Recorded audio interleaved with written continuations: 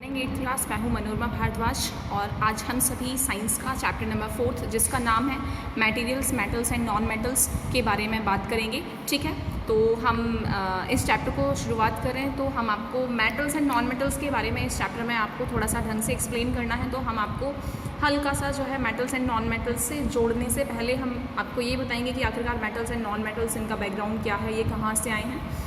तो मटेरियल्स की आपकी 8th क्लास में जो है मटेरियल शब्द का यूज़ किया गया है। तो मटेरियल को आप मैटर भी कह सकते हैं। ऐसी कोई भी चीज़ बेटा जो कि कुछ स्पेस ऑक्यूपाई करती है, जिसमें कुछ मास होता है, उसे आप मैटर कहते हैं। जैसे कि मैं आपको इस पेन का एग्जांपल दूं तो पेन को अगर मैं यहाँ पर रख रही हूँ तो ये कुछ ना कुछ स्पेस ऑक्यूपाई कर रहा है। अगर हम इसका वेट करेंगे, अगर हम इसका वज़न करेंगे तो हम पाएंगे कि इसमें कुछ ना कुछ मास भी है। ठीक है, तो ऐसी कोई भी चीज़ जो कि कुछ जगह घेरती है या फिर जगह घेरने के साथ साथ उसमें कुछ मास है, उसमें कुछ वज़न है, उस चीज़ को आप मैटर कहेंगे। आपके पास में आयरन है, ऑब्वियसली बात है कि आप जो है एग्जांपल है जैसे कि लोहे का गेट है या फिर लोहे की कोई भी चीज़ है, तो ऑब्वियसली बात है वो कुछ स्पेस घेरती है, उसमें कुछ वज़न है।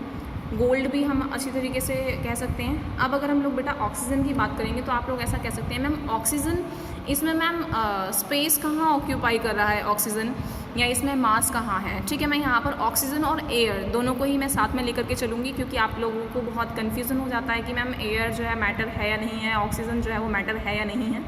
तो हाँ बेटा, ये जो है वो मैटर होता है। इसको अगर मैं आपको कहूँ कि मैं आपको एयर का एग्जांपल दूँ कि एयर या फिर कोई भी जो गैस जो होती है वो मैटर है या नहीं, तो आप इसको सबसे बेहतरीन एग्जांपल देख सकते हैं कि अगर आप एक बैलून लें जो कि अभी आपने फुलाया नहीं है, लेकिन अगर आप उसे फुलाते हैं, बैलून में आप गैस डालते हैं, हवा भरते हैं, तो आप पाएंगे कि वो जो हवा है उसने वॉल्यूम जो है कुछ ऑक्यूपाई किया है, उसने कुछ स्पेस जो है वो ऑक्यूपाई किया है।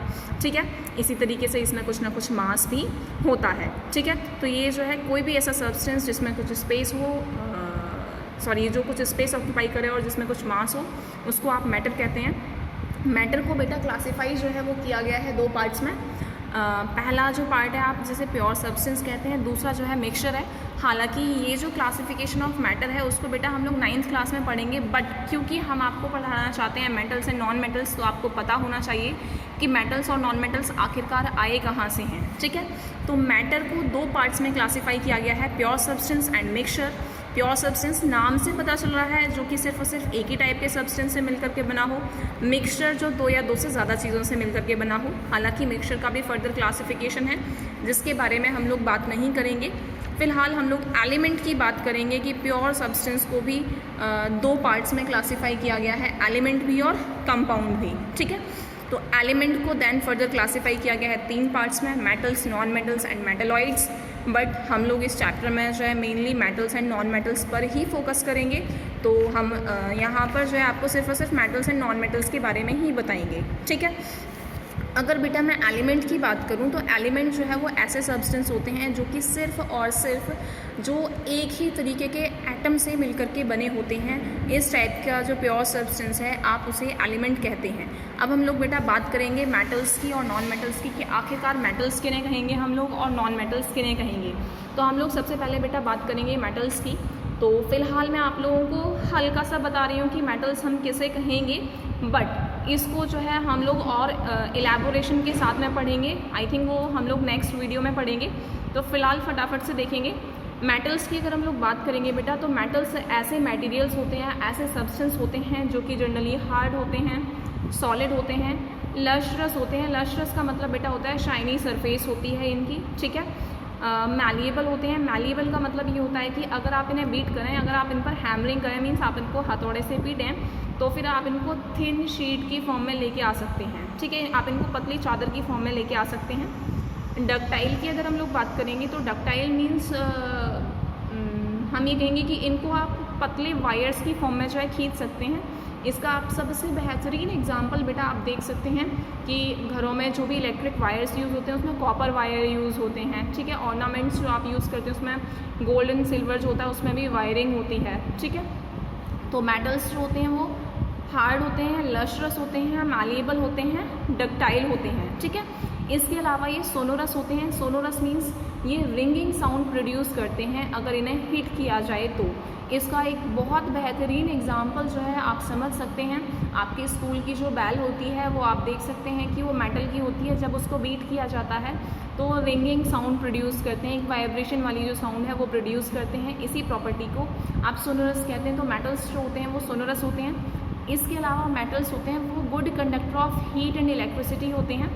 अब गुड कंडक्टर का क्या मतलब है, ये चीज़ हम आपको 7th क्लास में पढ़ा चुके हैं, बट फिर भी इस चीज़ को समझने की कोशिश करेंगे कि जैसे कि मान लीजिए कि आप किसी भी सब्सटेंस को, या आपके पास में मान लीजिए कि कोई रॉड है, कोई सब्सटेंस की रॉड है, आप ये चीज़ चेक करना चाहते हैं ये हीट का या फिर इलेक्ट्रिसिटी का गुड कंडक्टर है या नहीं। तो आप क्या करेंगे, इसके एक एंड पर आप हीट या इलेक्ट्रिसिटी जो है आप वो उसको प्रोवाइड कराएंगे। अगर हीट या इलेक्ट्रिसिटी इसके दूसरे एंड तक पहुंच पा रही है, आप एक सिरे से अगर आप इसको हीट या इलेक्ट्रिसिटी प्रोवाइड करा रहे हैं, अगर वो हीट या इलेक्ट्रिसिटी दूसरे सिरे तक भी पहुंच पा रही है तो उस तो आप कहेंगे कि ये substance good conductor of heat या इलेक्ट्रिसिटी है। अगर हीट या इलेक्ट्रिसिटी दूसरे एंड तक नहीं पहुंच पा रही है तो आप कहेंगे कि ये bad conductor of heat and electricity है, या फिर आप इसे इंसुलेटर भी कह सकते हैं। क्योंकि आप लोग इसको 7th क्लास में पढ़ के आ चुके हैं, इसलिए मैंने आप लोग को हल्का सा, बहुत हल्का सा कनेक्ट करने की कोशिश की है। तो फटाफट से एक बार दोबारा से देखेंगे तो मेटल्स जो हैं बेटा वो सब्सटेंस होंगे जो कि हार्ड होते हैं, लस्ट्रस होते हैं, दैट मीन्स उनकी सर्फेस शाइनी होती है, मैलिएबल होते हैं, डक्टाइल होते हैं, सोनोरस होते हैं। इसके अलावा वो good conductors of heat as well as electricity होते हैं। ऐसे सब्सटेंसेस को, ऐसे मटेरियल्स को आप मेटल्स कहते हैं। आपके पास में मेटल्स के एग्जांपल हैं आयरन है, कॉपर है, एल्यूमिनियम है, ठीक है। इसके अलावा हम लोग बात करेंगे बेटा नॉन मेटल्स की। तो मेटल्स ऑब्वियसली बात है कि देखिए मेटल के आगे नॉन लगा दिया तो दैट मीन्स क्या होगा कि मेटल का जस्ट रिवर्स होगा, ठीक है। तो सबसे पहली चीज़, मेटल्स हार्ड होते हैं तो नॉन मेटल्स जो हैं वो सॉफ्ट होते हैं। ये शाइनी सरफेस होती है, ये जो है डल इन अपीयरेंस होते हैं, इनकी सरफेस जो है वो शाइनी नहीं होती है। और ये poor conductor of heat as well as electricity होते हैं। इसके अलावा नॉन मेटल्स जो होते हैं वो मैलिएबल नहीं होते हैं, नॉन मेटल्स जो हैं वो डक्टाइल नहीं होते हैं, ठीक है। आपको एग्जांपल्स जो हैं वो नॉन मेटल्स के दे रखे हैं, सल्फर है, कार्बन है, ऑक्सीजन है, फॉस्फोरस है। सबसे एक बेहद बेहतरीन मैं आप लोगों को एग्जांपल दे सकती हूँ कि आप लोग देखें कि नॉन मेटल्स जो होते हैं वो बैड कंडक्टर या फिर poor conductor of heat as well as electricity होते हैं। हम लोग जानते हैं कि हमारे आसपास ऑक्सीजन जो है वो चारों तरफ फैली हुई है। तो अगर ऑक्सीजन में मान लीजिए कि मैं इस पेन को एज अ वायर कंसीडर करूँ कि अगर ये जो वायर है ये पीछे की तरफ से सर्किट से कनेक्ट है तो इसमें ऑब्वियसली बात है इलेक्ट्रिसिटी है। तो क्या वो इलेक्ट्रिसिटी जो है आसपास की जो हवा है या आसपास की जो ऑक्सीजन है उसमें इलेक्ट्रिसिटी ट्रांसफ़र हो पाएगी? बिल्कुल नहीं। हम लोग जानते हैं कि ऐसा नहीं होता, और अगर ऐसा नहीं होता तो that means oxygen is poor conductor of electricity, ठीक है। तो नॉन मेटल्स बिल्कुल जो है मेटल्स का उल्टा होते हैं। तो आज के इस वीडियो में हम लोगों ने आपको मेटल्स और नॉन मेटल्स का बस हल्का सा बेटा इंट्रोडक्शन दिया है। इसकी फिज़िकल और केमिकल प्रॉपर्टीज़ के बारे में हम लोग नेक्स्ट वीडियो में बात करेंगे। तब तक के लिए अपना ध्यान रखें, घर पर ही रहें और अपना काम जो है वो कंप्लीट रखें, ओके।